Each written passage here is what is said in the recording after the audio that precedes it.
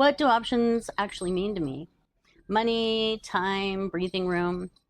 Well, as with most things, it depends on context and criteria. Options can be liberating. Options can be false or deceptive. Options need to be attainable. They need to be useful, relevant, and a person has to be willing to use it. So for me personally, I have to make my own options, right? And then on the upper level, the big picture, the creator, God, gave us the power of choice, right? Free will. And while choice is different than options, they're both magical and they work together. So if you don't know me, bienvenida. My name is Kristiana. You can call me Tia Nana. I'm here for Auntie Coffee Talks, or Cafecitos. I'm here for survivors, healers, students of Curanderismo, also known as learners of the healing way. I come from a long line of survivors, and boy do I mean a long line of survivors, like for real, no joke. And I've also dedicated the last 26 years of my life to what's called confidential victim advocacy. And so I've been on a lifelong journey of healing. I'm a certified yoga teacher. I'm a Reiki master. I practice ear acupuncture. I have worked on research teams to do community research around healing. I am an unlicensed, registered psychotherapist. I'm an ordained minister. And most of all, I am a practitioner of Curanderismo, or also known as traditional Mexican healing. So here in this space, we are all things healing, right? Which is a lifelong journey. It's a daily practice, and it is a worthy effort. So join me as I share what I have learned and share what I'm currently learning. And I invite you to accompany me and accompany each other on this healing path. So back to options, back to the topic of the day. So as a confidential victim advocate, I've seen survivors get boxed in from lack of options. And I've seen survivors be liberated because of having lots of options, right? So we know that options can open the way or shut it down, right? Let's see. In yoga, having a lot of options is really good practice. So one pose or one asana, you have the option of doing it sitting down on the floor, sitting down in a chair, standing up. Maybe you want to be able to relax into a position, so you use blocks instead of reaching over and touching the floor. Maybe you want a deeper stretch and you don't, so you want to touch the floor. Reiki. You can do Reiki right here physically with a person. You can do it by distance on, say, a phone call or Zoom. And you can do Reiki completely by distance, not being on the phone, not being in Zoom, not being in the same space. So those are options. And then Curanderismo, so say a limpia or an energy cleansing. There's many options. Same thing about in-person or distance. And then you have options around, is it a smoke cleansing? Is it a water cleansing? Is it an earth-based plant cleansing? Is it fire cleansing, right? So options help us reach our goals, right?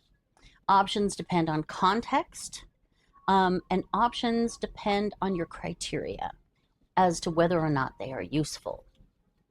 So a very wise friend of mine, one of my sister friends, taught me that 2 is a conundrum, 3 is a choice. And what she means by that is, if you think about the saying, right, between a rock and a hard place, visualize that, close your eyes, visualize that. I'm between a big rock, like a boulder, I figure, or maybe a rock in someone's hands, and something that's hard. So it's indicating there's no escape. There's 2 options. In Espanol, we say, entre la espada y la pared. So between the sword and the wall. Same thing.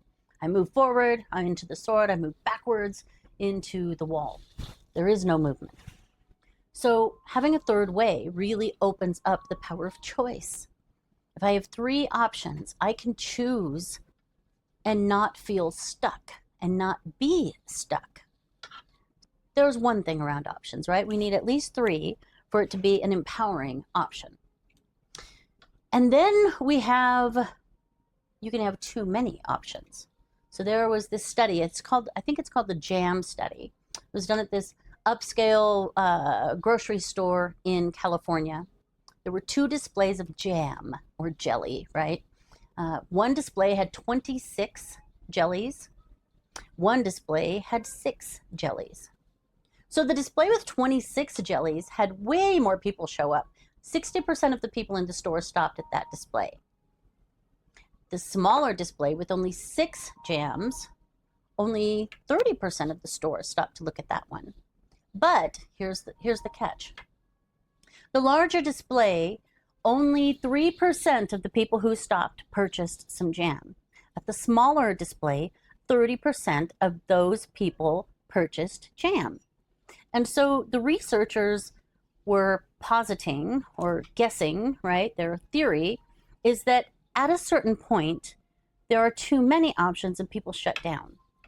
And what they're saying is that if I have a small handful of things from which to choose, I'm very clear about the context here. And I'm at an upscale grocery store in California.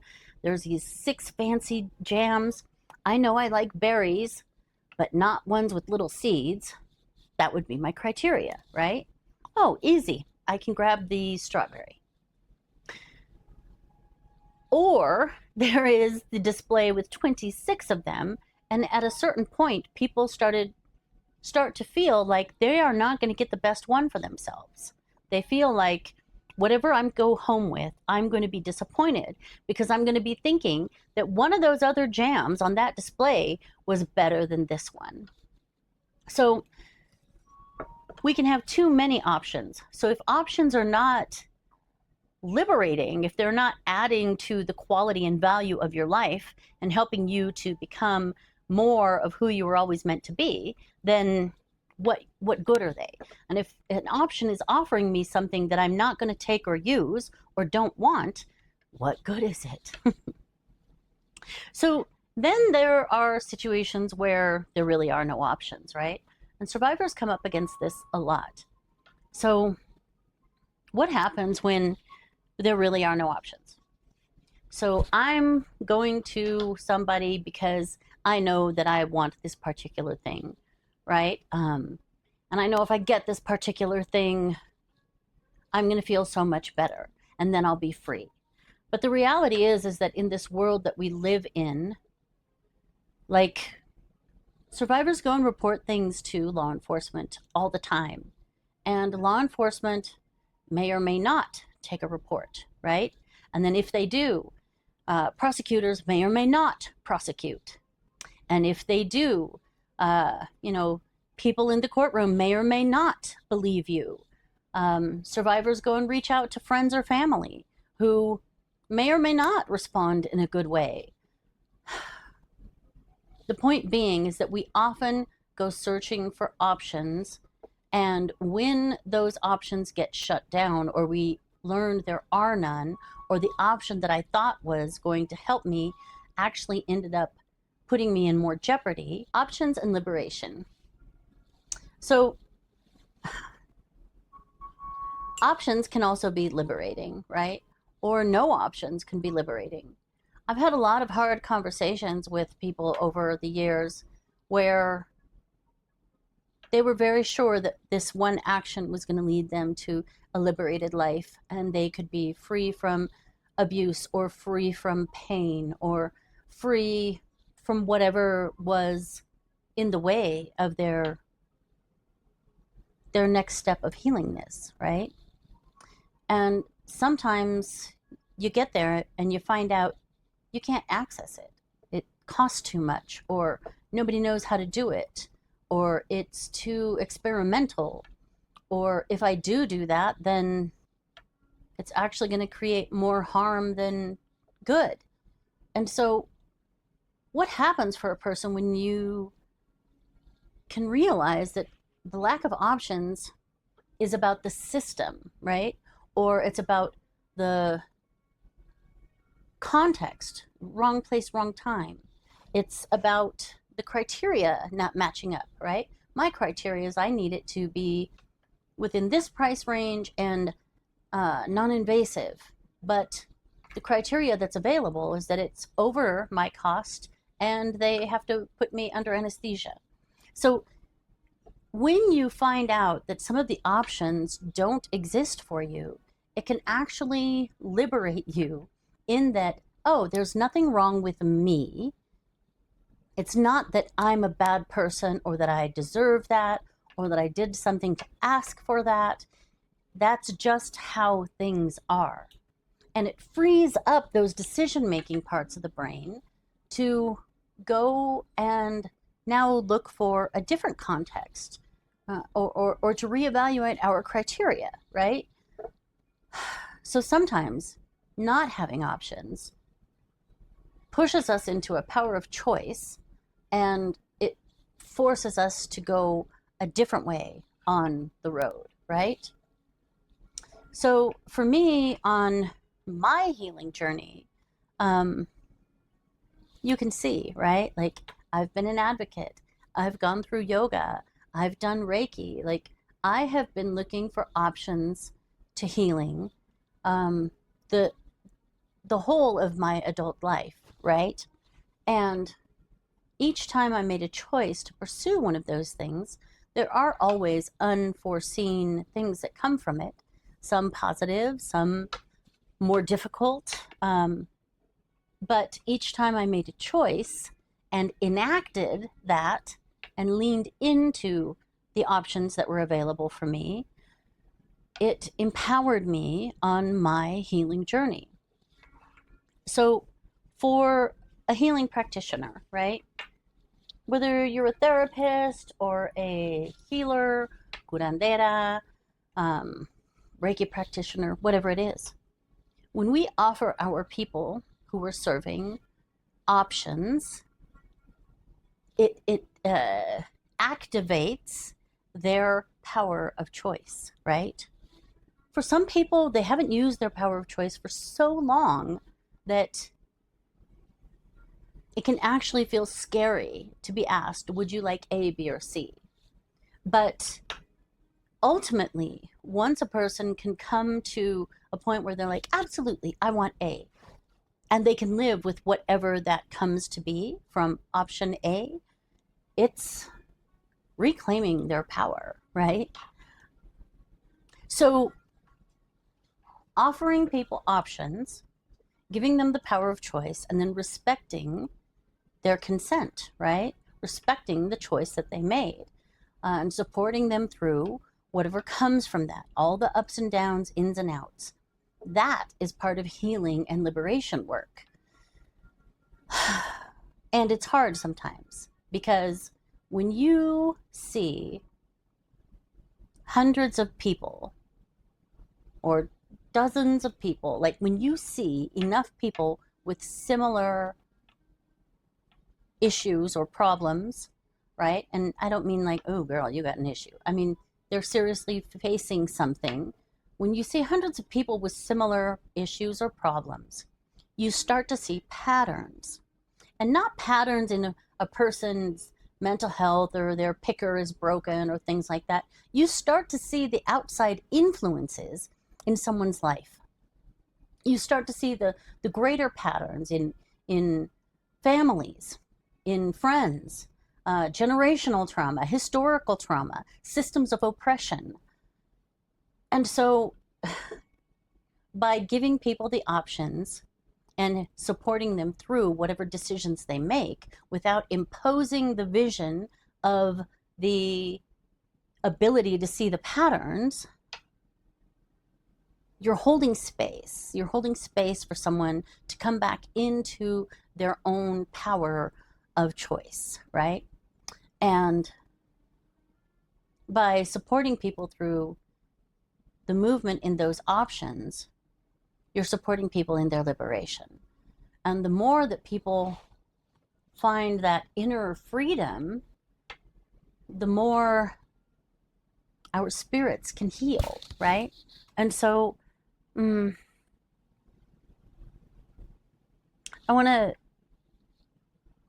bring this up to like high level vision, right? It was said that in the Garden of Eden, the Creator themselves gave the people the freedom of choice.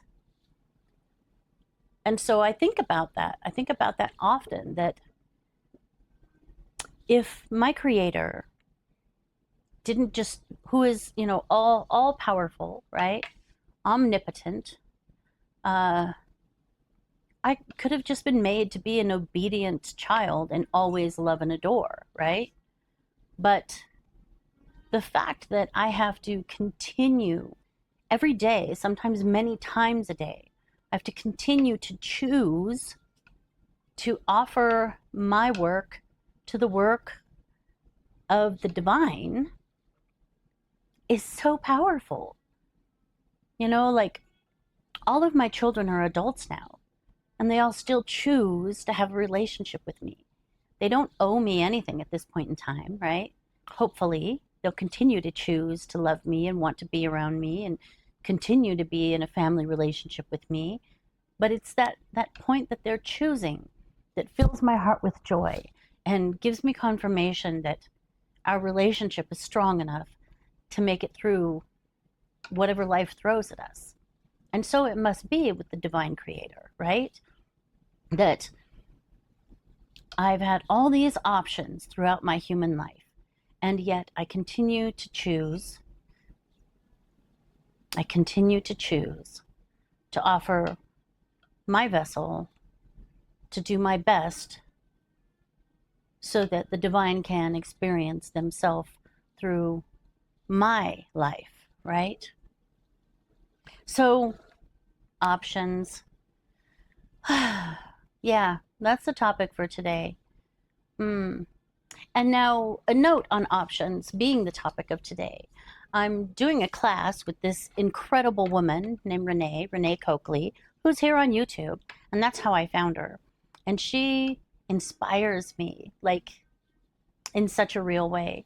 And I'm in her second cohort, which was one of many options, by the way, but I chose her. And all of the women in the cohort are so lovely and supportive, and the way they just see everybody, see each other, see us, see all of us, and lean into supporting each other reminds me that it was a good choice that I made towards that option. So our assignment is to make these 15 posts that Renee assigned to us. And of course, we have freedom of choice and we could pick something else. But I'm going to follow the program. So you'll see the next so many posts are these topics that Renee has assigned us. And I'm happy to do it. It really makes me think, this question about what are options to me, I had to create my own,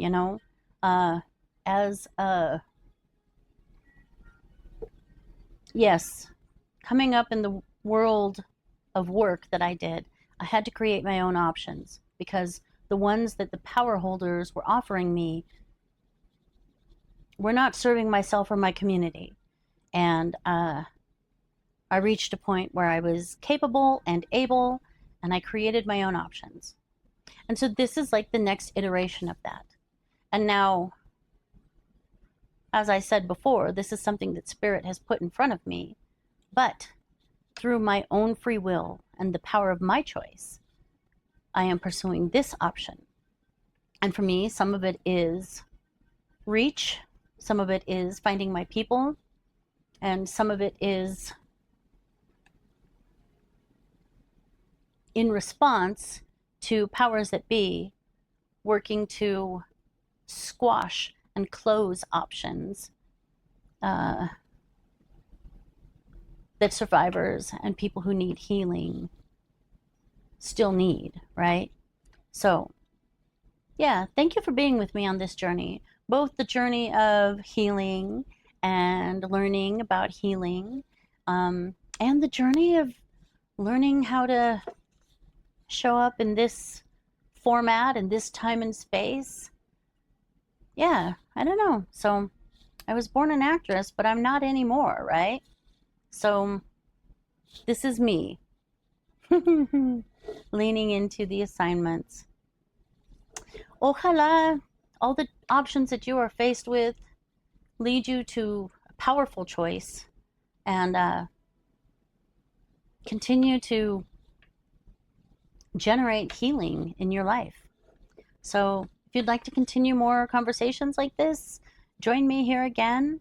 Yeah, remember to like, subscribe, comment, share, all of those things. That counts, right? That counts. And I know that you have many options. I know that's a choice to do all those things, and I'm grateful for you being here. So, abrazos. Thank you for spending time with me. TTFN.